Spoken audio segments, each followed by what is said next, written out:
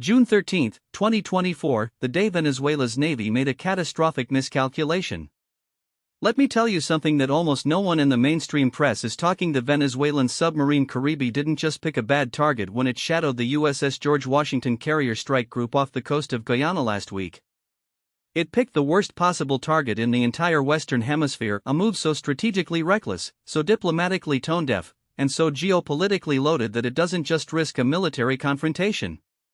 It risks unraveling the last remnants of U.S. restraint in Latin America. I've spent the last 3 decades studying naval power projection, crisis escalation, and the slow-motion collapse of American hegemony in its own backyard.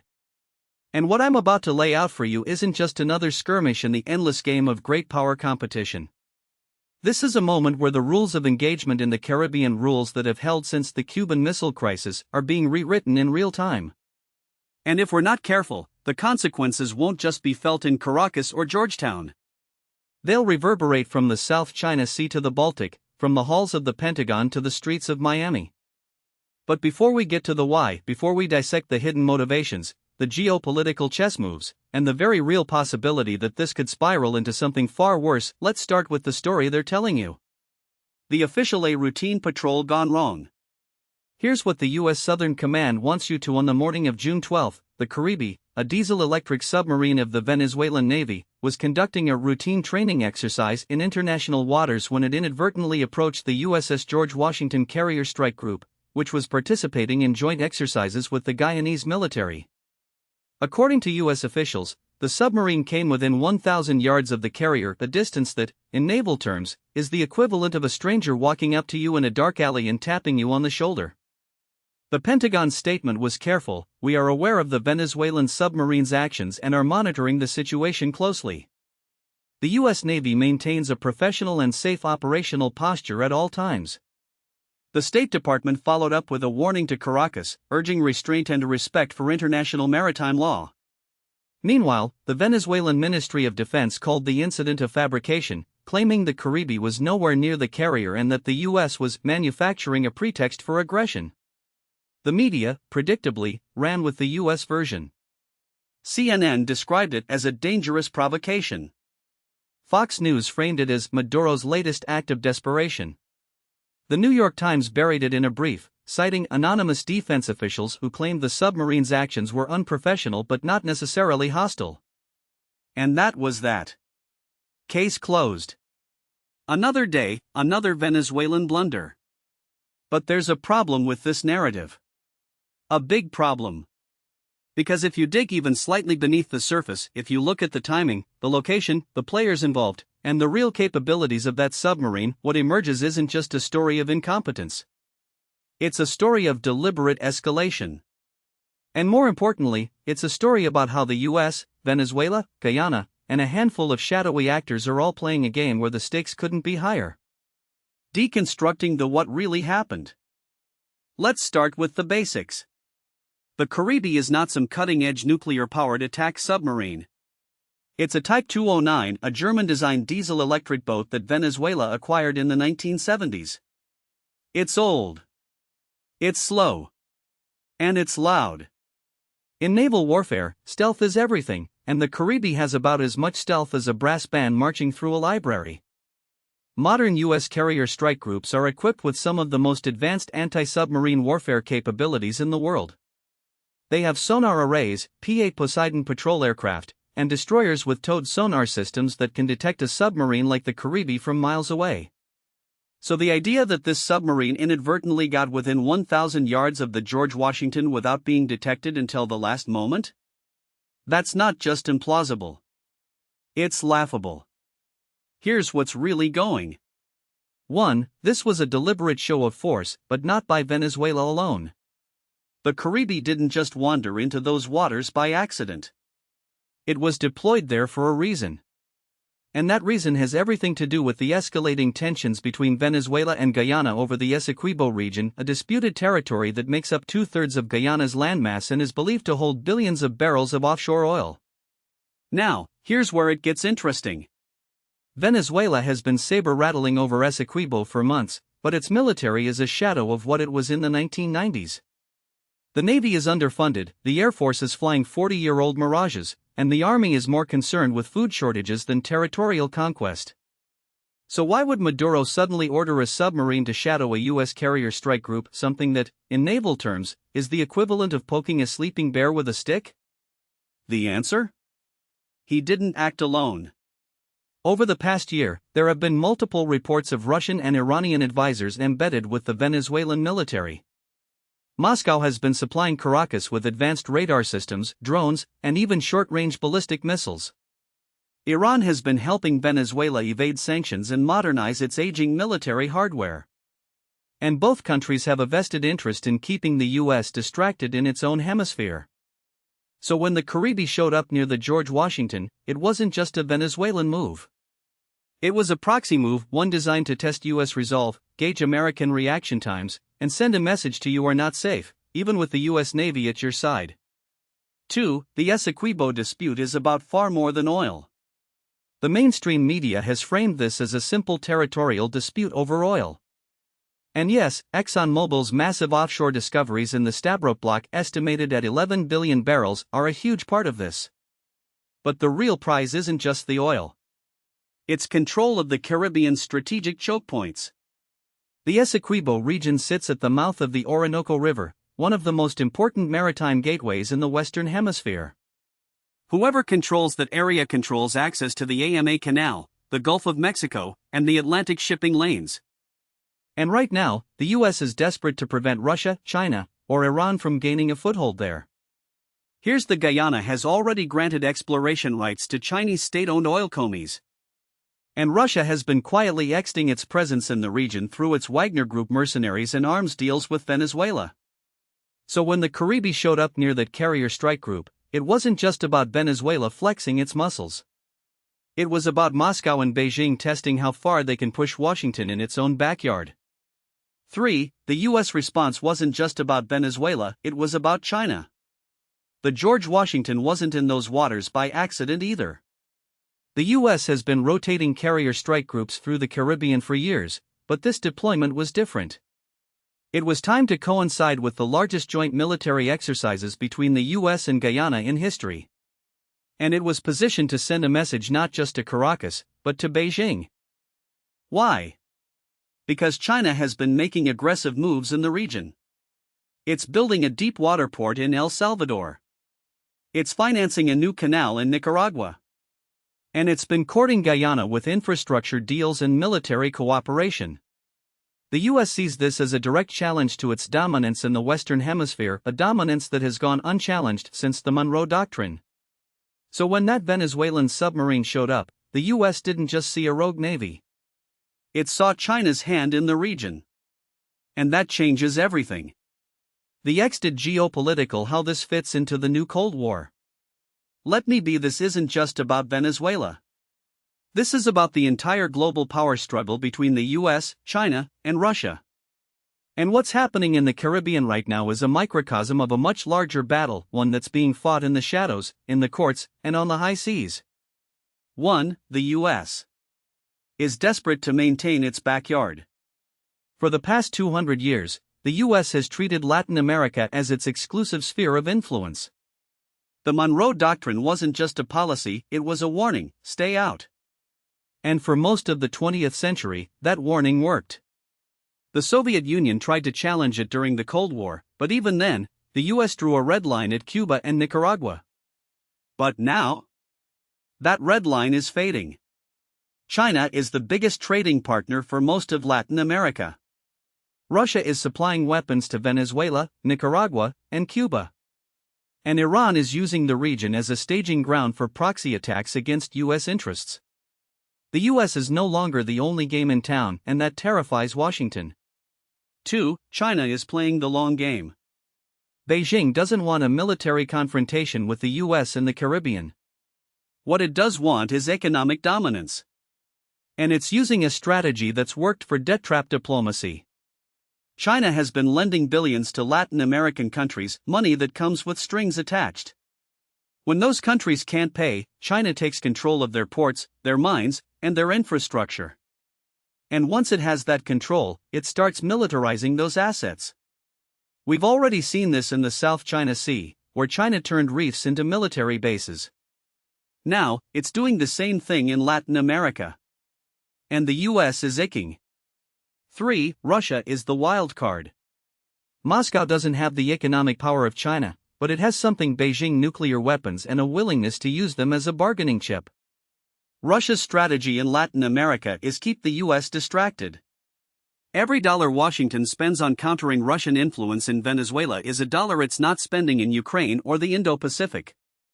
And every time the US gets bogged down in a crisis in its own hemisphere, it weakens its ability to project power globally.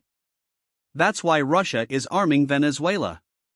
That's why it's sending Wagner Group mercenaries to the region. And that's why, when that Venezuelan submarine showed up near the George Washington, it wasn't just a Venezuelan move. It was a Russian move. For the Essequibo dispute is a proxy war. Guyana is a tiny country with a population of less than 1 million people. But it's sitting on one of the largest oil discoveries in the past decade. And that makes it a target. Venezuela has been claiming Essequibo for over a century, but until recently, it didn't have the military or the economic means to enforce that claim. Now, thanks to Russian and Iranian support, it does. And that's why this dispute is so dangerous. Because if Venezuela does invade Guyana, and make no mistake, that's what Maduro is threatening, the US will have no choice but to respond. And that response won't just be about Guyana.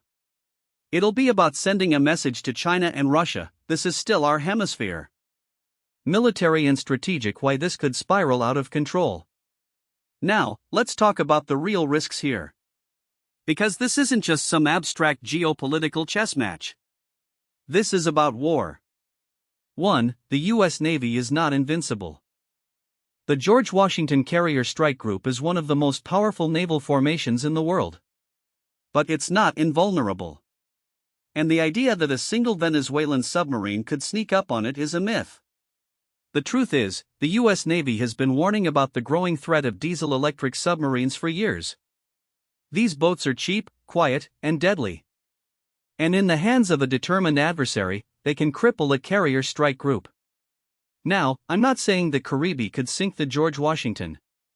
But it could force the carrier to change course, disrupt its operations, and most importantly, embarrass the US in front of the world. And in a crisis, embarrassment is often the first step toward escalation. 2. The risk of miscalculation is real. Here's the scariest part of this whole: no one knows what happens then. If the Caribbean had gotten too close to the George Washington, the US could have fired warning shots. If Venezuela had fired back, the US could have sunk the submarine. If Russia or Iran had intervened, the US could have targeted their assets in the region. And once the shooting starts, no one can predict where it ends. 3. The lessons of history are not on our side. The US has a terrible track record when it comes to military interventions in Latin America. The Bay of Pigs, the Dominican Republic, Grenada, AMA, Iraq, Afghanistan, Libya. In every single case, the US thought it could achieve a quick, decisive victory. In every single case, it was wrong. So when I hear hawks in Washington talking about teaching Maduro a lesson, I cringe. Because the last thing we need is another forever war in our own hemisphere. The domestic political why this is about more than just Venezuela. Now, let's talk about politics. Because this crisis isn't just about geopolitics. It's about elections. 1. Biden needs a win, any win. Joe Biden's approval ratings are in the toilet. The economy is shaky. The border is a disaster. And the war in Ukraine is dragging on with no end in sight. So what does the president do when he's desperate for a foreign policy win? He creates one. And right now, Venezuela is the perfect target. It's a rogue state that most Americans already hate. It's weak enough that the US can punish it without risking a major war. And it's close enough that any military action would be quick and decisive. That's why I'm very skeptical of the timing of this incident. Because it comes just as Biden is desperately trying to shore up support among Latino voters in Florida, a state he needs to win in November. 2. Florida is the key. Florida is the most important swing state in the 2024 election. And right now, Biden is losing the Cuban and Venezuelan exile vote by huge margins. So what's the easiest way to win them back? Get tough on Maduro. And that's exactly what Biden is doing. He's extending sanctions on Venezuela. He's threatening military action if Maduro invades Guyana. And he's positioning himself as the strongman who will stand up to dictators. Is it cynical? Absolutely. But in politics, perception is everything. 3. The hawks are circling. There's a faction in Washington led by figures like Senator Marco Rubio and Congressman Mike Waltz that has been pushing for military action against Venezuela for years. And now, they finally have their pret. Rubio has been calling for a naval blockade of Venezuela. Waltz has been demanding airstrikes on Venezuelan military targets. And the Pentagon has been drawing up contingency plans for a limited military intervention. Now, I'm not saying the US is definitely going to war with Venezuela. But I am saying that the pressure for military action is growing. And in an election year, that pressure is dangerous. Scenario: what happens next? So where does this go from here? Let's break it down into 3 possible scenarios, none of them good. Scenario 1, the best case outcome. In this scenario, the US issues a strong diplomatic warning to Venezuela, imposes new sanctions, and increases military aid to Guyana. Maduro, realizing he's overplayed his hand, backs down. The Caribbean returns to port. And the crisis fizzles out.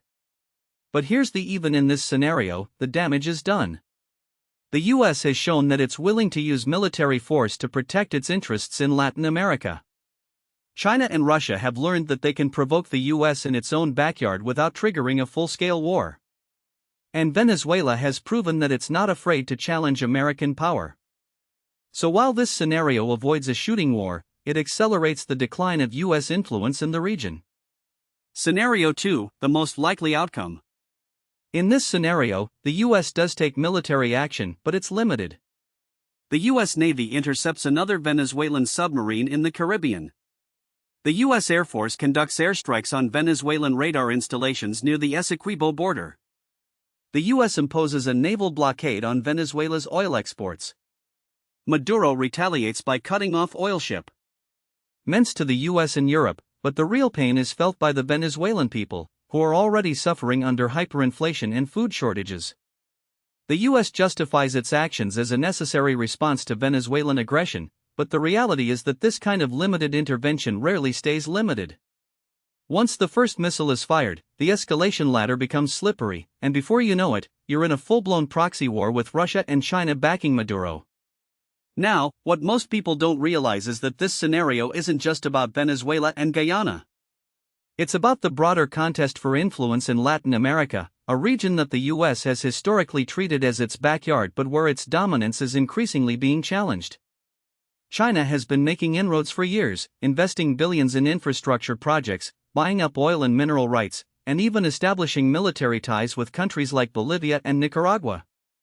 Russia, meanwhile, has been supplying arms to Venezuela, conducting joint military exercises, and even stationing nuclear-capable bombers in the country. So when the US responds to a Venezuelan provocation, it's not just about the Essequibo, it's about sending a message to Beijing and Moscow that the Monroe Doctrine is still alive and well. Let me explain why this matters.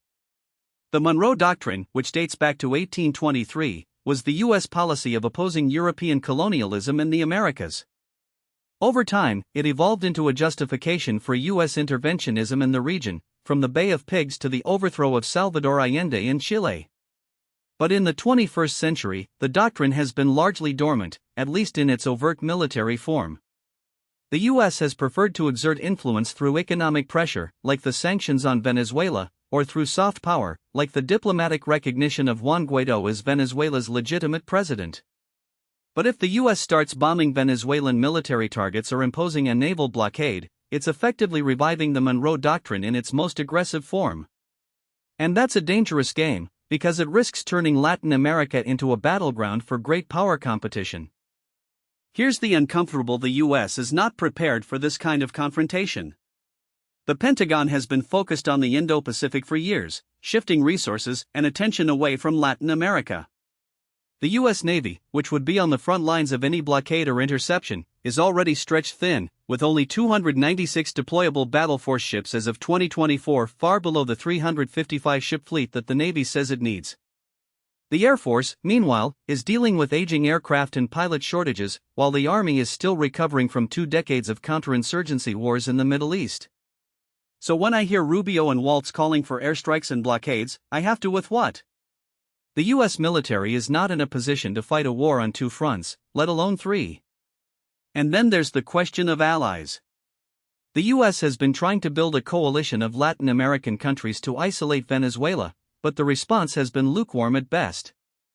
Brazil, the region's largest economy, has refused to take sides in the Essequibo dispute, instead calling for dialogue. Mexico, under President Andrés Manuel López Obrador, has been openly critical of U.S. interventionism in the region.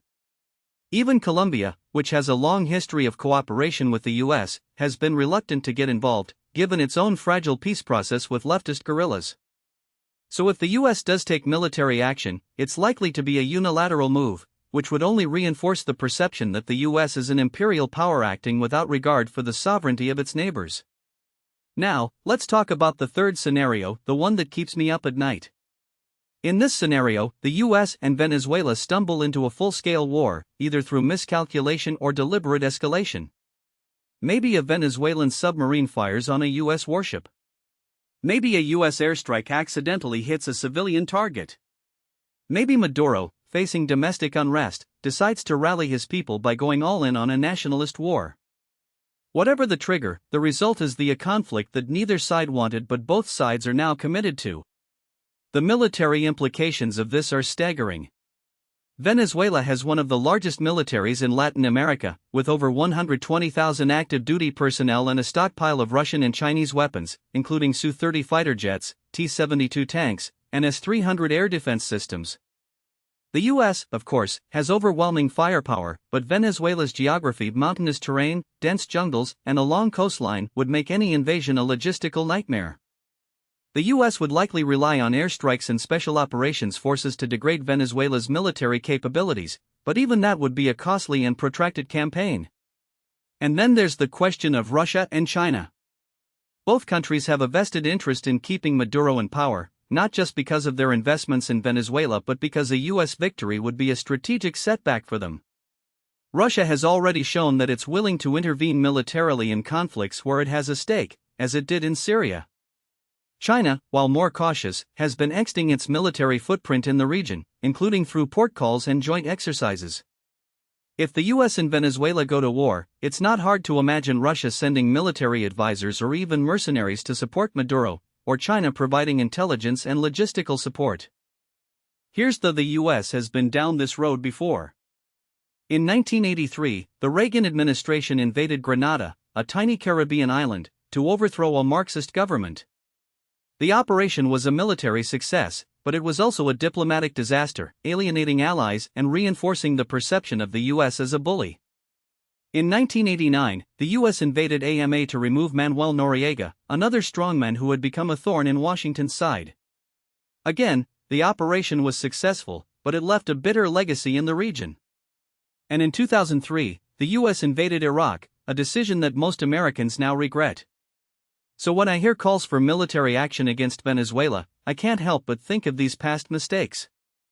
The U.S. has a habit of underestimating the costs of intervention and overestimating its ability to control the outcome. But let's say, for the sake of argument, that the U.S. does invade Venezuela and succeeds in removing Maduro. What then? The country is already a failed state, with hyperinflation, mass immigration, and a collapsed economy. The U.S. would be responsible for rebuilding Venezuela, a task that would make the post-2003 Iraq reconstruction look like a walk in the park. And even if the U.S. managed to stabilize the country, it would still have to deal with the broader geopolitical fallout. Russia and China would see the intervention as a direct threat to their interests, and they would respond accordingly, whether through cyber attacks, economic retaliation, or military posturing in other parts of the world. So where does that leave us? The best-case scenario is that the U.S. and Venezuela back down, the Caribbean returns to port, and the crisis fizzles out. But even that outcome is not without consequences. The US would have shown that it's willing to use military force to protect its interests in Latin America, which would only encourage more provocations from Venezuela, Russia, and China. The worst-case scenario is a full-scale war, with all the human and geopolitical costs that entails. And the most likely scenario is something in a limited military intervention that spirals out of control, leaving the US bogged down in another unwinnable conflict. The uncomfortable truth is that there are no good options here. The US is caught between a rock and a hard place, with hawks in Washington pushing for military action and doves warning of the risks of escalation. But the real problem is that the US has allowed the situation in Venezuela to deteriorate to this point for years. The US has relied on sanctions and diplomatic pressure to try to force Maduro from power, but these policies have only strengthened his grip on the country. The US has also failed to offer a viable alternative to Maduro's rule, leaving the Venezuelan people with no choice but to endure his authoritarianism or flee the country. So what should the US do? First, it should recognize that military intervention is not the answer. The risks far outweigh the benefits, and the US cannot afford another war, especially one in its own backyard.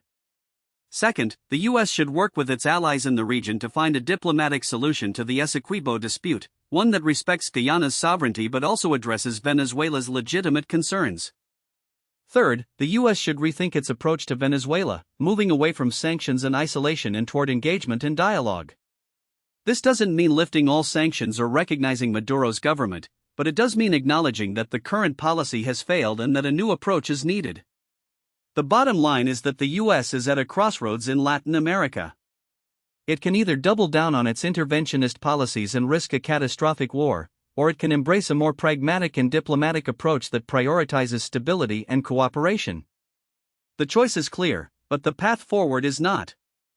And in an election year, with hawks in Washington pushing for military action, the stakes could not be higher. Now, what most people don't realize is that this crisis isn't just about oil, territory, or even great power competition, it's also a domestic political tinderbox for both Venezuela and the United States. And in both cases, the leadership is playing with fire in ways that could backfire spectacularly. Let's start with Venezuela. Maduro's decision to escalate the Essequibo dispute wasn't just a geopolitical calculation, it was a survival strategy. His approval ratings have been in the gutter for years, hovering around 20% in most independent polls, and the economy is in shambles, with inflation still running at over 200% despite some temporary stabilization. The 2024 presidential election is looming, and while Maduro has already rigged the game by banning opposition candidates like Maria Corina Machado, he knows that even a controlled election carries risks. A nationalist rallying cry over Essequibo is a tried-and-true tactic to distract from domestic failures. We've seen this playbook before: Argentina's Falklands/Malvinas gambit in 1982, Putin's annexation of Crimea in 2014, even Erdogan's periodic saber-rattling in the Aegean. The problem for Maduro is that these strategies only work if you actually win something. If Guyana holds firm with US backing, and Venezuela's military posturing leads to nothing but more sanctions and isolation, the nationalist fervor could turn into a backlash. Remember, the last time Maduro tried this, when he ordered the seizure of an ExxonMobil chartered ship in 2018, it ended with the US tightening sanctions and the opposition gaining momentum. This time, the stakes are higher, and the margin for error is thinner. Here's the uncomfortable: Maduro is trapped. If he backs down, he looks weak in front of his own military and hardline supporters. If he escalates, he risks a direct confrontation with the US that could destabilize his regime. And if he tries to thread the needle with a limited military operation, say, a symbolic occupation of a border town or an offshore oil platform, he could trigger a US response that spirals out of control. The Venezuelan military, despite its bluster, is in no shape for a prolonged conflict. Its equipment is aging, its morale is low, and its leadership is divided between loyalists and factions that might see a war as an opportunity to remove Maduro. In 2019, when Juan Guaidó declared himself interim president with US backing, there were whispers of a military coup. Those whispers never materialized, but the threat hasn't disappeared. A failed war could be the spark that finally ignites it. Now, let's talk about the US side of this equation, because the domestic political dimensions here are just as explosive. The Biden administration is walking a tightrope, and it's doing so in an election year where every foreign policy decision will be weaponized by the opposition. On one side, you have the hawks led by figures like Senator Marco Rubio, who has been pushing for a more aggressive stance on Venezuela for years. Rubio's argument is Maduro is a threat to regional stability, and the U.S. can't afford to look weak in its own hemisphere. He's already called for sanctions on Venezuela's oil exports to China and accused the Biden administration of being too soft. On the other side, you have progressives like Senator Bernie Sanders, who have long criticized U.S. interventionism in Latin America and argue that sanctions have only hurt the Venezuelan people. The administration's current policy, supporting Guyana, maintaining sanctions, but avoiding direct military action, is a compromise, but it's one that satisfies no one. Let me explain why this matters. In an election year, foreign policy crises have a way of becoming domestic political footballs. The last time the U.S. faced a major Latin American crisis during an election was in 2016, when the Obama administration's normalization of relations with Cuba became a lightning rod for Republicans. Trump reversed that policy, and it played well with his base. This time, the stakes are higher. If the Biden administration is seen as mishandling the Essequibo crisis either by being too aggressive and risking war, or too passive and allowing Maduro to make gains, it could cost them votes in key states like Florida, where the Venezuelan and Cuban exile communities hold significant sway. And if the crisis escalates into a military confrontation, the political fallout could be catastrophic. Remember, the Iraq War started as a bipartisan effort, but it quickly became a millstone around the necks of both parties.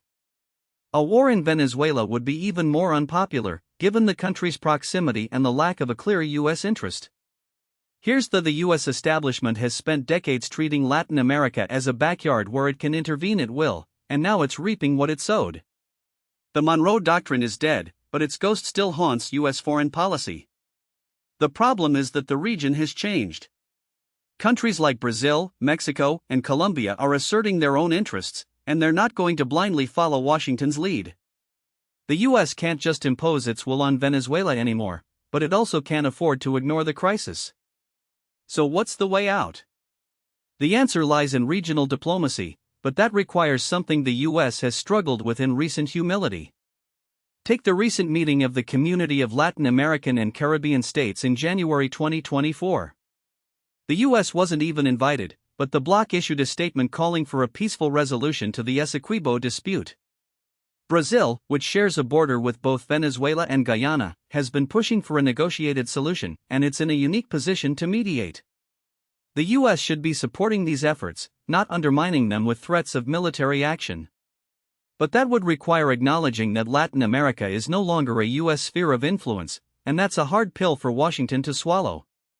The bottom line is the Essequibo crisis is a test of whether the U.S. can adapt to a multipolar world. If it doubles down on interventionism, it risks another forever war. If it embraces diplomacy, it might actually achieve something. But in an election year, with both parties playing to their bases, the latter option seems increasingly unlikely. And that's the real tragedy here, because the people who will suffer the most are the Venezuelans and Guyanese caught in the middle. Now, what most people don't realize is that this entire crisis is a masterclass in how not to conduct grand strategy. The United States has spent the last 3 decades oscillating between two equally flawed approaches to Latin, either treating it as a playground for regime change or pretending it doesn't exist at all. Neither has worked. The first approach, embodied by the Bay of Pigs, the Contra Wars, the 2002 coup attempt against Chavez, and the 2019 maximum pressure campaign against Maduro, has left a trail of destabilization, resentment, and unintended consequences. The second approach, which we've seen under administrations that simply ignore the region until a crisis explodes, is just as dangerous because it ceds influence to actors like China, Russia, and Iran, who are more than happy to fill the vacuum. Let me explain why this matters beyond just Venezuela and Guyana. The Essequibo dispute isn't just about 61,000 square miles of jungle and offshore oil, it's about the future of U.S. influence in a region that is no longer willing to accept Washington's dominance. Take Brazil, for example. Under Lula, Brazil has positioned itself as a mediator in the crisis, hosting talks between Venezuela and Guyana in December 2023. That's not because Brazil is a U.S. puppet, far from it. It's because Brazil has its own interests at stake, including maintaining stability along its northern border and preventing a militarized conflict that could spill over into its territory. The US could either work with Brazil or against it. So far, it's chosen the latter, with the State Department issuing statements that sound more like ultimatums than diplomacy. Here's the uncomfortable: the US no longer has the leverage it once did in Latin America. In the 1980s, the US could strong-arm countries into compliance with the threat of economic sanctions or military intervention. Today, those tools are blunt and often counterproductive. Venezuela, for instance, has weathered US sanctions by deepening its ties with China, which has become the country's largest creditor and a major buyer of its oil. In 2023 alone, China imported over 400,000 barrels of Venezuelan oil per day, helping to offset the impact of US restrictions. Russia, meanwhile, has provided military support, including the deployment of Wagner Group mercenaries and the sale of advanced air defense systems. And Iran has stepped in with technical assistance to help Venezuela revive its collapsing oil industry. The result? Venezuela is more resilient than ever, and the US is left with fewer options. So what are the alternatives? The first is the path of least doubling down on coercion. This would mean tightening sanctions, increasing military aid to Guyana, and perhaps even conducting joint naval exercises in the disputed waters. The problem with this approach is that it plays directly into Maduro's hands.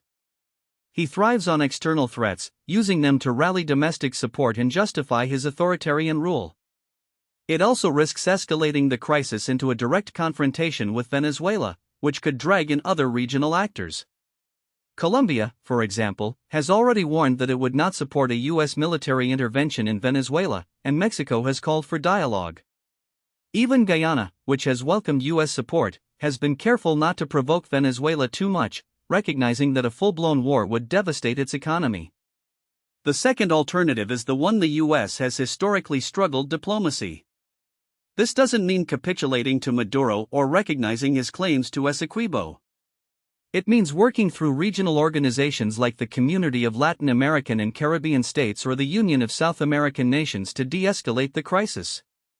It means accepting that Brazil, not the US, is the natural mediator in this dispute. And it means offering Venezuela a face-saving off-ramp, such as a joint development agreement for the Essequibo's resources, which could benefit both countries without resolving the underlying territorial dispute. This is the approach that Lula has been pushing, and it's the one that makes the most sense. But it requires the US to swallow its pride and admit that it doesn't have all the answers. The third alternative is the most: doing nothing. This might sound counterintuitive, but sometimes the best course of action is to let regional actors take the lead. The US could step back, reduce its military footprint in the region, and focus on rebuilding its economic and diplomatic ties with Latin America. This would mean ending the failed policy of sanctions on Venezuela, which have only strengthened Maduro's grip on power while impoverishing the Venezuelan people. It would mean engaging with leftist governments like those in Brazil, Colombia, and Mexico on their own terms, rather than treating them as adversaries. And it would mean accepting that the Monroe Doctrine is dead and that the US no longer has the right to dictate the region's affairs. Now, I can already hear the objections from the foreign policy establishment. But what about China? What about Russia? If we don't act, they'll take over. This is the same tired argument that has justified every US intervention in Latin America for the past century. The reality is that China and Russia are already in the region, and they're not going anywhere. The question is whether the US wants to compete with them on a level playing field or continue to rely on coercion, which only pushes countries further into their arms. China's investments in Latin America, for example, are driven by economic interests, not ideology. The US could counter this by offering its own economic partnerships, but that would require a fundamental shift in how it engages with the region. Let me be: I'm not advocating for isolationism. The US has legitimate interests in Latin America, including countering drug trafficking, managing migration, and promoting democracy. But those interests are best served through cooperation, not confrontation. The Essequibo crisis is a perfect example of how the old playbook no longer works.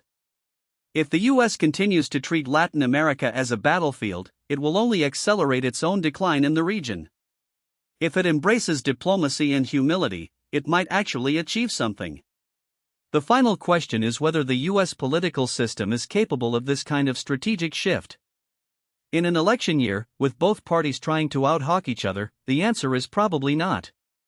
The Biden administration has already sent mixed signals, with some officials calling for dialogue while others issue threats of military action. The Republicans, meanwhile, are using the crisis to attack Biden's foreign policy as weak, even though their own approach, more sanctions, more saber-rattling, has failed for years.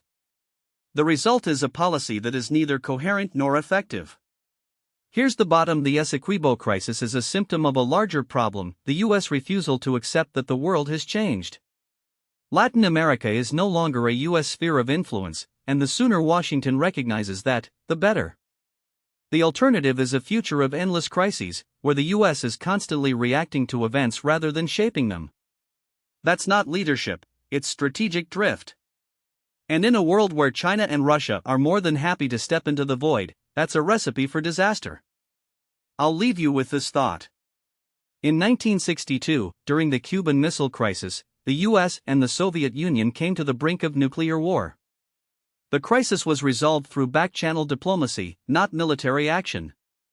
Today, the US faces a similar moment in Latin America, but with far less at stake. The question is whether it has the wisdom to learn from history or the hubris to repeat it. Given the current political climate, I'm not optimistic. But if there's one thing I've learned in my years of studying geopolitics, it's that the world has a way of humbling those who refuse to adapt. The only question is how much damage will be done in the process.